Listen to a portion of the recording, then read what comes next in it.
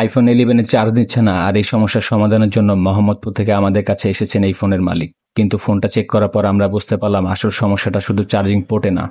বড় ভাই আমাদের উপর বিশ্বাস করে মোহাম্মদপুর থেকে মিরপুর এসেছেন, আর আমাদের কাছে এসেছেন ফোনের আসল কারণ খুঁজে বের করার জন্য এবং প্রয়োজনীয় পার্টস নেওয়ার জন্য। আমরা আন্দাজে কোনো কিছু বলি না, প্রথমে আসল সমস্যার কারণটা খুঁজে বের করার চেষ্টা করি। আপনাদের জন্য একটা গুরুত্বপূর্ণ কথা, ফোনে চার্জিং প্রবলেম হলে সরাসরি চার্জিং পোর্ট চেঞ্জ করার সিদ্ধান্ত নেবেন না, কারণ একই ধরনের সমস্যার পেছনে একাধিক কারণও থাকতে পারে। তাই আগে প্রপার ডায়াগনোসিস করান, তারপর প্রয়োজন অনুযায়ী রিপেয়ার করান। ফোনটি ভালোভাবে চেক করার পর আমরা সমস্যার জায়গাটা আইডেন্টিফাই করি। দেখা যায় চার্জিং লজিক বোর্ডের একটি অংশে কাজ করার প্রয়োজন। এরপরে শুরু হয় আরও সতর্কতার সঙ্গে আমাদের রিপেয়ারিং এর প্রস্তুতি।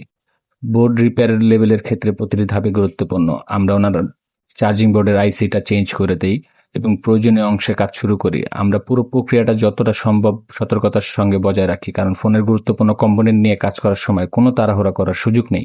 এই সমস্যার সমাধানের জন্য চার্জিং লজিক বোর্ডের আইসিতে আমরা এটা চেঞ্জ করে দেই। প্রয়োজনীয় রিপেয়ার সম্পন্ন করার পর আইসিটি সঠিকভাবে বসানো হয় এবং তারপর ফোনটি আবারও টেস্টিংয়ের জন্য প্রস্তুত করা হয়। রিপেয়ারের পর আমরা চার্জিং এবং প্রয়োজনীয় ফাংশনগুলো আবার চেক করি, কারণ আমাদের কাছে শুধু রিপেয়ার করলে কাজ শেষ নয়, কাজের রেজাল্ট ভেরিফাই করাটা গুরুত্বপূর্ণ।